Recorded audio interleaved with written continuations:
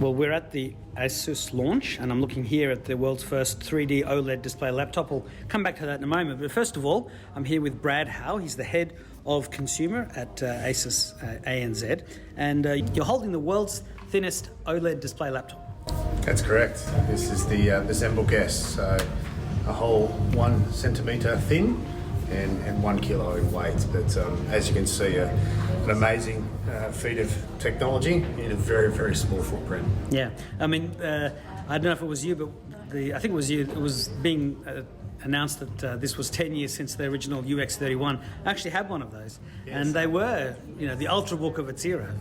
And this is clearly the model that has succeeded at 10 years down the line. Yeah, that's right. That UX31, I still have one at home that works still perfectly actually, but an amazing device back when they were called ultrabooks back in the day, and obviously nowadays the ZenBook range and the family has grown significantly since then, and obviously OLED is a huge technology that we're promoting now. So all those years ago, an amazing device, but it's great to see it sort of continue to evolve over the years. Sure. And I think you were mentioning, and I've got the full presentation, they'll be in the same article as this video, but you've now got 24 models that have OLED across the range from the ProArt Studio, which we just saw at the beginning of this video, through to the more entry-level VivoBook range. Yeah, that's right. So when we did start that OLED range, it was literally 3 models. So it was just something that we were working hard on to develop and build as a new category. And over the years now, we're at over 24 models now, so a significant change. And the whole idea is that we do have an OLED device for everyone. So whether you're a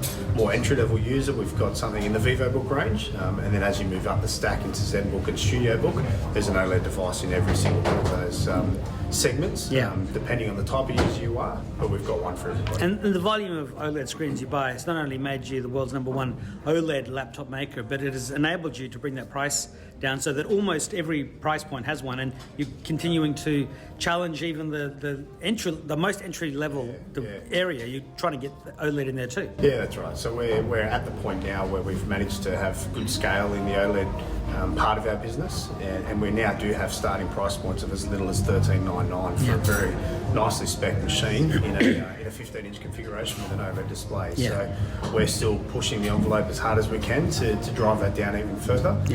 We believe that there is a lot of consumers that are in the need of wanting that OLED display, but not everybody has that same financial capacity as the next person. So the idea is to bring it down as low as possible to hopefully below $1,000. Yeah, I mean obviously those sub $500 machines with Pentium processors, we're never going to see it there because it's just too premium a technology, that's too low a price range. But if you could hit that sub $1,000 mark, and already the $13.99 mark, which has got pretty good specs. What are we talking about in terms of memory and SSD and chips? We've already got it in a 1399 config with an AMD R5 8512, so with the OLED display, so quite a nice starting point.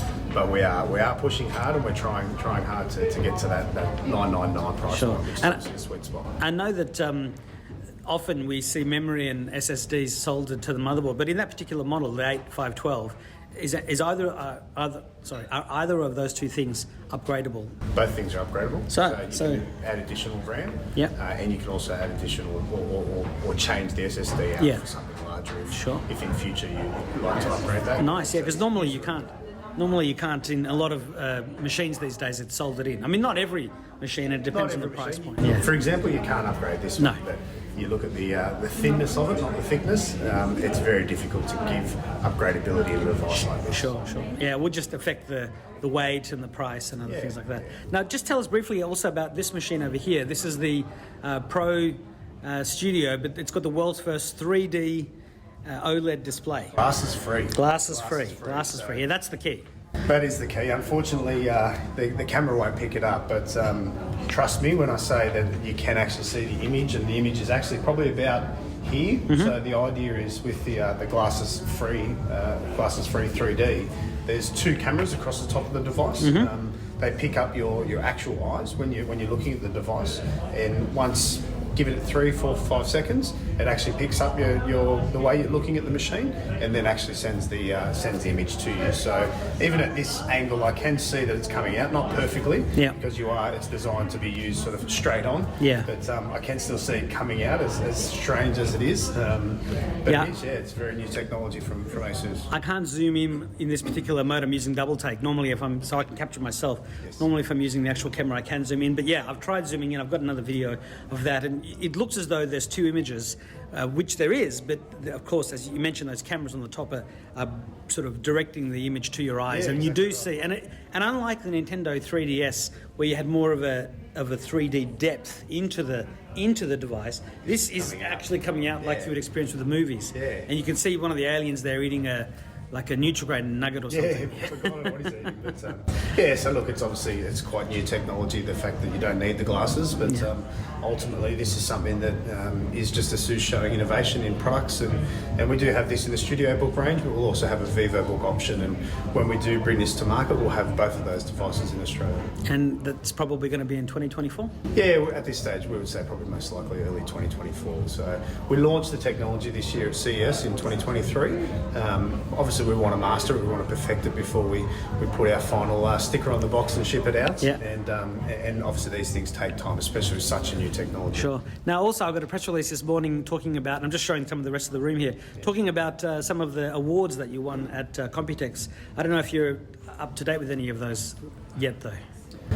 Look, there's an endless amount of awards we seem to win at these events sometimes, so it is difficult to keep up with all of them. But ultimately, we're always driving innovation, and we're very fortunate that people actually see that as something that's very important in our industry. So we do tend to receive many awards. Yeah. I think some years there's been statements about thousands of awards in one particular year, so it's hard to keep up sometimes. But Well, look, I've got the press release. I'll have the details in Yeah, one of the articles. But also, are there any more launches for ASUS in 2023, or is this it? I think this might be it. It's been a busy couple of weeks. Yeah. We've had a very, very strong start to the year, launching initially our full gaming range, and then we sort of, I guess if you like, drip fed a lot of the lifestyle product into the market.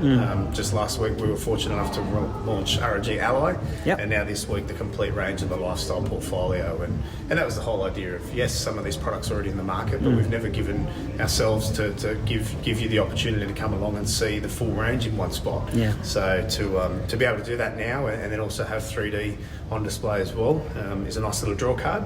But I think we might be done for product launch this year. At this stage, there will be one more, but it's not too far away. Not in the notebook space though, so that gives you a little bit of an idea of what that might be. No worries. Well, Brad, thank you very much. Congratulations on the new range, and I look forward to seeing you at that next launch. Awesome. As always, thanks for coming along. Thank you. Cheers. Bye-bye.